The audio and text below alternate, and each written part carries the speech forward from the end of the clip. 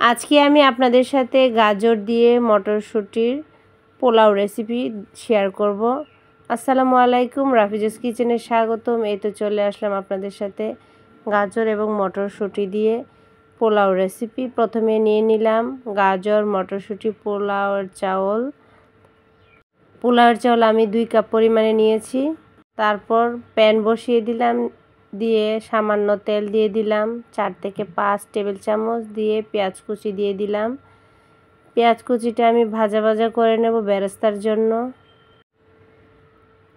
এভাবে আমি কয়েক মিনিট ভাজা ভাজা করে নেব, নিয়ে বেরেস্তা হয়ে গেলে আমি উঠিয়ে নেব।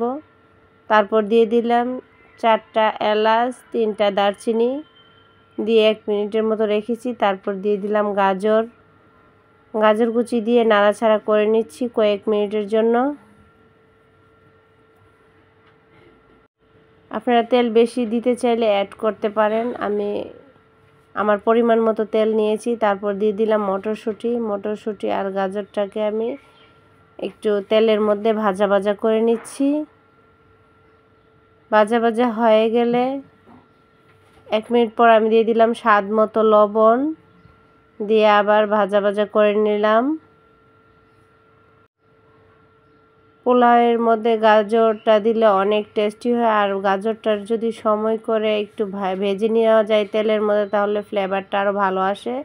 তারপর দিয়ে দিলাম আদা বাটা 1 চা চামচ, দিয়ে তেলের মধ্যে আমি নাড়াচাড়া করে নিচ্ছি। মটরশুঁটি আর গাজরের সাথে ভাজা ভাজা করে নেওয়া হচ্ছে। তারপর দিয়ে দেব পোলাওয়ের চাউলটাকে আমি 20 মিনিট ভিজিয়ে রেখে ধুয়ে চালনিতে পানিটা ঝরিয়ে নিয়েছিলাম। তারপর মটরশুঁটি, গাজর, পোলাওয়ের চাউল কয়েক মিনিট প্যানের মধ্যে ভাজা ভাজা করে নেব। তাহলে আর পোলাওয়ের চাউলের যে একটা আঠালো ভাব আছে এটা থাকবে না, অনেক সুন্দর করে ঝরঝরে পোলাও হবে।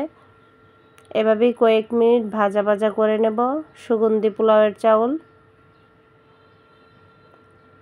তারপর দিয়ে দিলাম ফুটন্ত গরম পানি, মেজারমেন্ট কাপে 4 কাপের মতো। যেহেতু আমি 2 কাপ পোলাওয়ের চাউল নিয়েছি সেই জন্য আমি 4 কাপ ফুটন্ত গরম পানি দিয়েছি। দিয়ে আমি নাড়াচাড়া করে নেব। স্বাদ মতো লবণ অ্যাড করে দেব।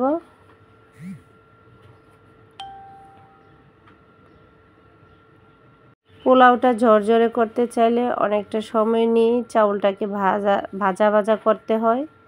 তারপর ঢাকনা দিয়ে ঢেকে দিলাম। 2 মিনিট পর ঢাকনাটা উঠিয়ে আমি কাঁচামরিচ দিয়ে দেব, দিয়ে নাড়াচাড়া করে নিচ্ছি। আর নাড়াচাড়া করা যাবে না, একদম দমে রেখে দেব।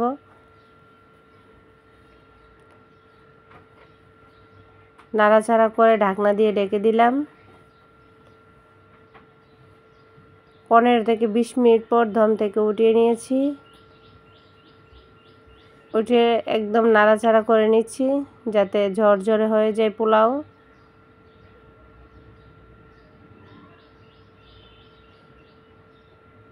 এই মটরশুঁটি পোলাও রোস্ট কিংবা গরুর মাংস যাই দিয়ে খান অনেক মজাদার, আর ঝরঝরে হলে তো অনেকেরই পছন্দ।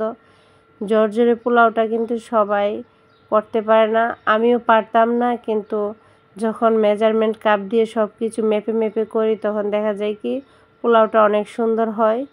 তো এভাবে আমি নাড়াচাড়া করে তারপর উপর দিয়ে বেরেস্তা দিয়ে দেব। এই তো হয়ে গেল মটরশুঁটি গাজরের পোলাও। আশা করি আপনাদের কাছে ভিডিওটা ভালো লাগছে। সবাই ভালো থাকবেন। আল্লাহ হাফেজ।